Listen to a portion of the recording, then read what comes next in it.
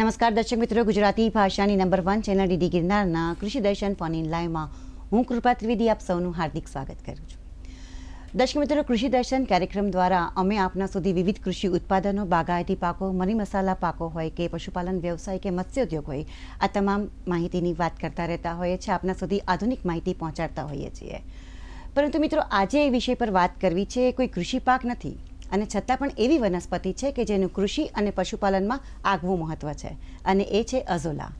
જી હા, અઝોલા શું છે અને તેનું કૃષિ અને પશુપાલનમાં શું મહત્વ છે, એ વિષય પર આજે આપણે વાત કરવાના છીએ. અને આ વિષય પર વિગતવાર માહિતી અને માર્ગદર્શન આપવા માટે વિષય નિષ્ણાત તરીકે આપણી સાથે ઉપસ્થિત છે ડૉક્ટર પ્રતિક જાવિયા સર, કે જેઓ પાક ઉત્પાદન વૈજ્ઞાનિક તરીકે કૃષિ વિજ્ઞાન કેન્દ્ર નવસારી કૃષિ યુનિવર્સિટી વઘઈ ડાંગ ખાતે પોતાની ફરજ બજાવે છે.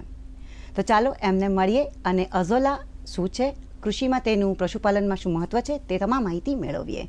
નમસ્કાર ડૉક્ટર પ્રતિક જાવિયા સર. નમસ્કાર. કૃષિ દર્શન ફોન ઇન લાઈવના સ્ટુડિયોમાં આપનું હાર્દિક સ્વાગત છે. સૌપ્રથમ તો આ અઝોલાનું ખેતી અને પશુપાલનમાં મહત્વ શું છે, જાણતા પહેલા અઝોલા શું છે એ જણાવો.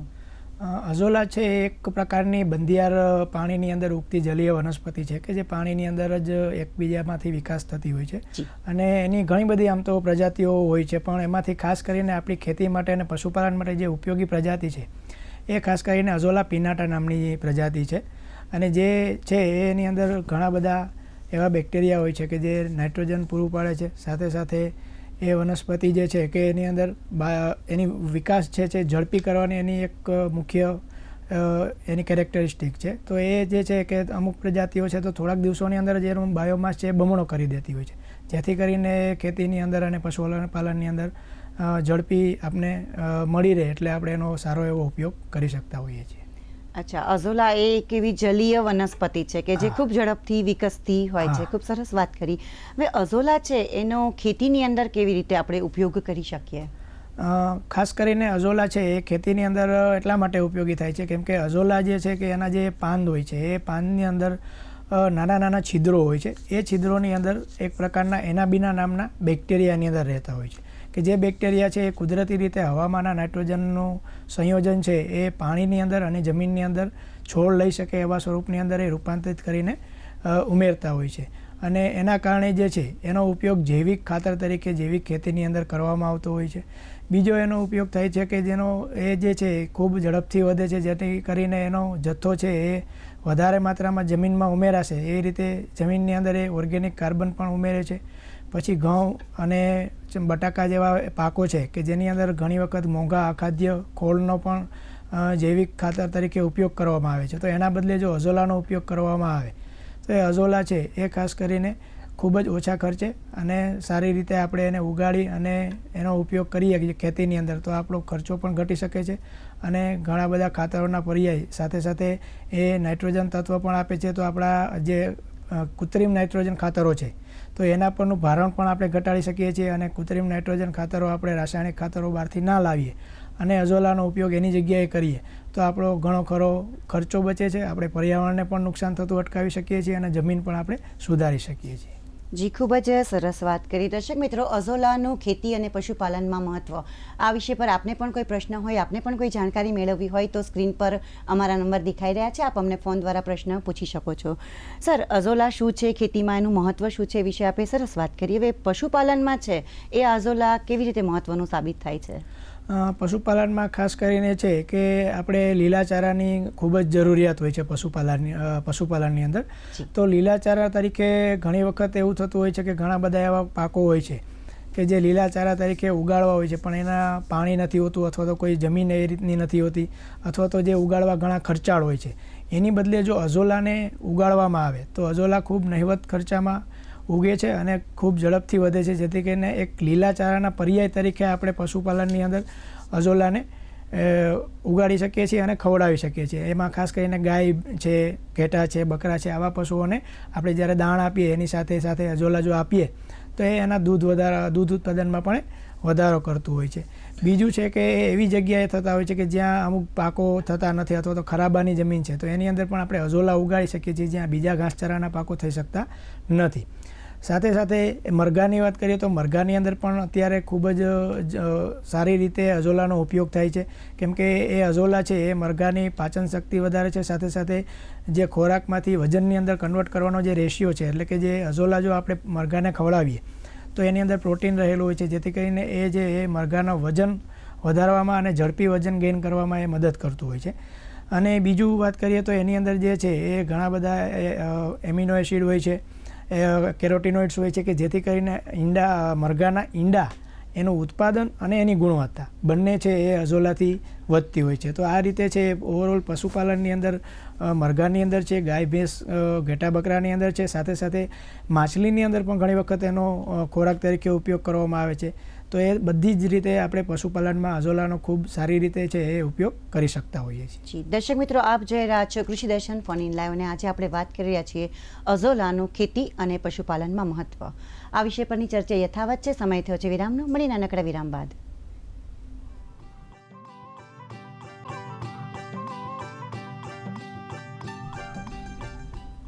વિરામ બાદ ફરીવાર આપ સૌનું હાર્દિક સ્વાગત છે. આપ જોઈ રહ્યા છો કૃષિ દર્શન ફોન ઇન લાઈવ. અઝોલા એક એવી જલીય વનસ્પતિ છે અને તેનું ખેતી અને પશુપાલનમાં મહત્વ શું છે વિષય પર આજે આપણે વાત કરી રહ્યા છીએ. આપણી ચર્ચાને આગળ વધારીએ. સર, આપ જણાવી રહ્યા હતા કે અઝોલા છે કેવી રીતે કૃષિની અંદર, કેવી રીતે પશુપાલનની અંદર ઉપયોગી છે, મહત્વનું સાબિત થઈ રહ્યું છે. હવે અઝોલા છે એની ખેતી પાકો પર કેવી અસર થતી હોય છે?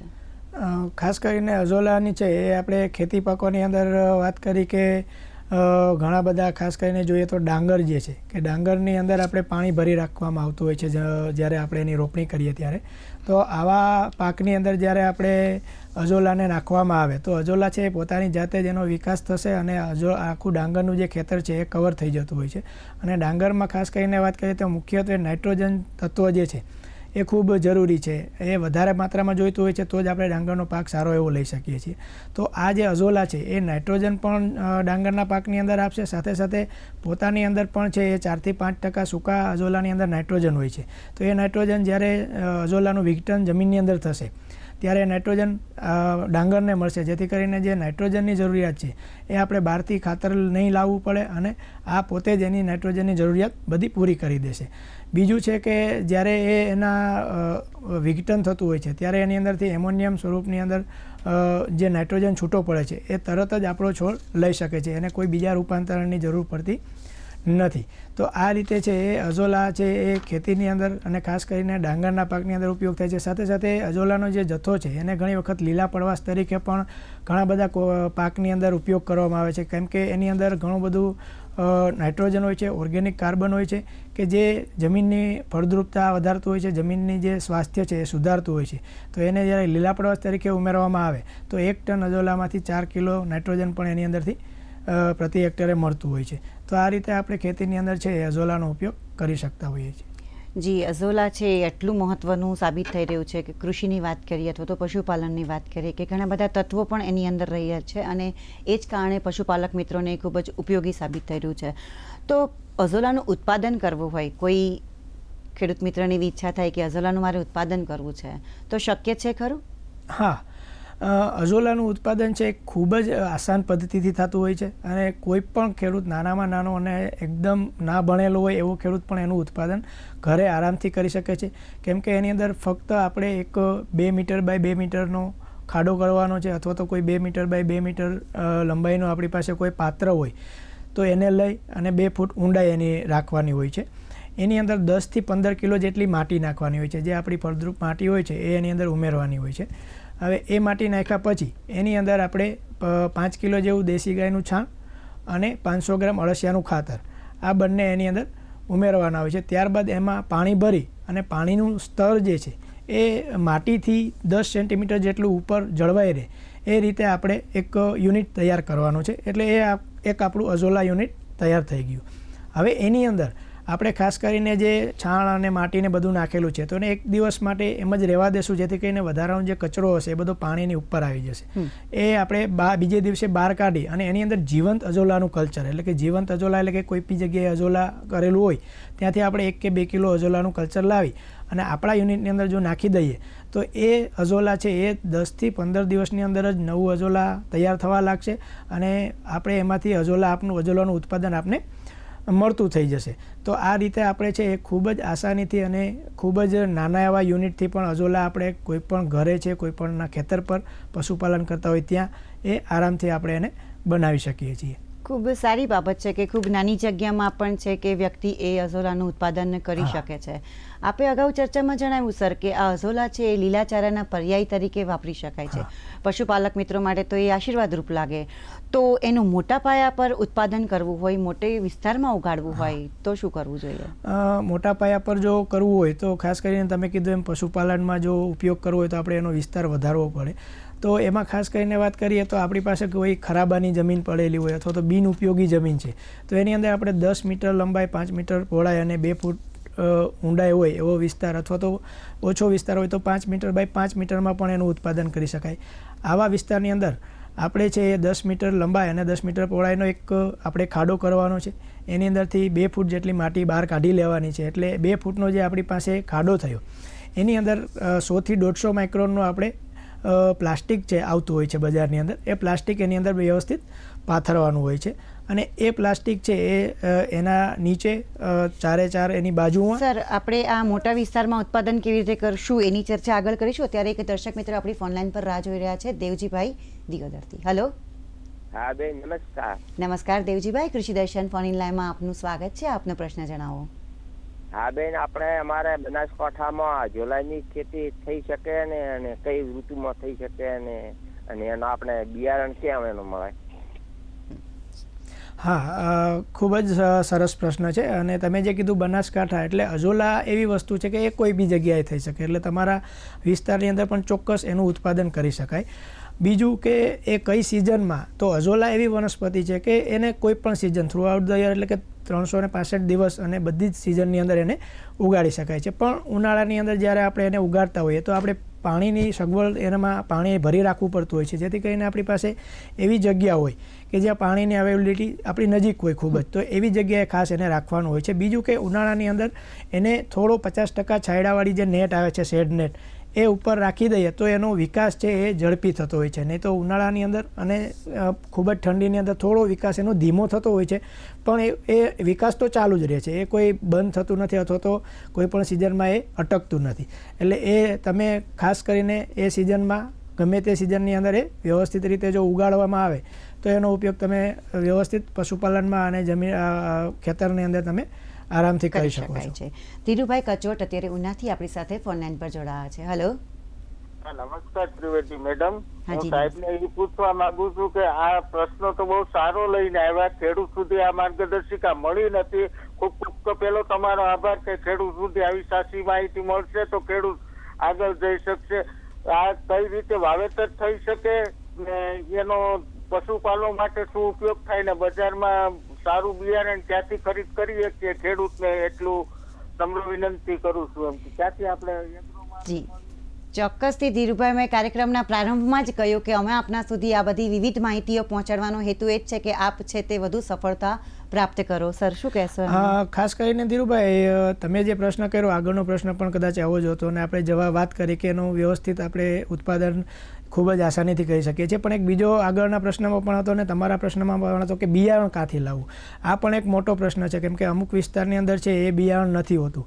હવે આના બિયારણમાં મતલબ કે આપણે કોઈ પણ જગ્યાએ અઝોલા, આપણી નજીકમાં કોઈ પણ કૃષિનું સેન્ટર હોય અથવા તો કોઈ ખેડૂતે અઝોલા કરેલું હોય તો ત્યાંથી આપણે એનું જીવંત કલ્ચર એટલે કે અઝોલાની થોડીક જથ્થામાં 500 ગ્રામ, કિલોગ્રામ જથ્થાની અંદર પાણીની બોટલમાં જો એને લાવીને તમારા યુનિટની અંદર નાખી દો તો એ એક બિયારણનું કામ કરશે. બાકી આમ જોવા જઈએ તો એના બીજ જે હોય છે એ મોટાભાગે છે પાનથી જ એનું મલ્ટિપ્લિકેશન થતું હોય છે, એટલે તમારે એ પાન જ લાવવા પડે. પણ ઘણી વખત એનું બિયારણ પણ મળતું હોય છે. તમે આમ જોવા જઈએ તો આપણે અત્યારે જે શોપિંગની જે સાઇટો છે, એમેઝોન છે, એની અંદર પણ એના બિયારણ પેકેટની અંદર મળે છે. પણ બિયારણમાં ઘણી વખત કેવું થાય છે કે કોઈ બિયારણ છે એની અંદરથી ઉગાવો કેટલો આવે છે, કેવો આવે છે એ ખ્યાલ નથી રહેતું. બીજું કે કઈ પ્રજાતિનું છે અઝોલા એ પણ ખબર નથી રહેતી. એટલે એના કરતાં જે લોકો પહેલેથી ઉપયોગ કરે છે નજીકમાં ત્યાંથી આપણે લાવીએ એ સારું રહેશે અને એ જ બિયારણનું આપણે એનો મલ્ટિપ્લિકેશન કરશું તો એ વધારે સારું રહેશે. બરાબર છે. દર્શક મિત્રો, આપ જે રહ્યા છે કૃષિ દર્શન ફોન ઇન લાઈવને આજે આપણે વાત કરી રહ્યા છીએ અઝોલાનું ખેતી અને પશુપાલનમાં મહત્વ. આ વિષય પરની ચર્ચા યથાવત છે. સમય થયો છે વિરામનો. મળી નાનકડા વિરામ બાદ.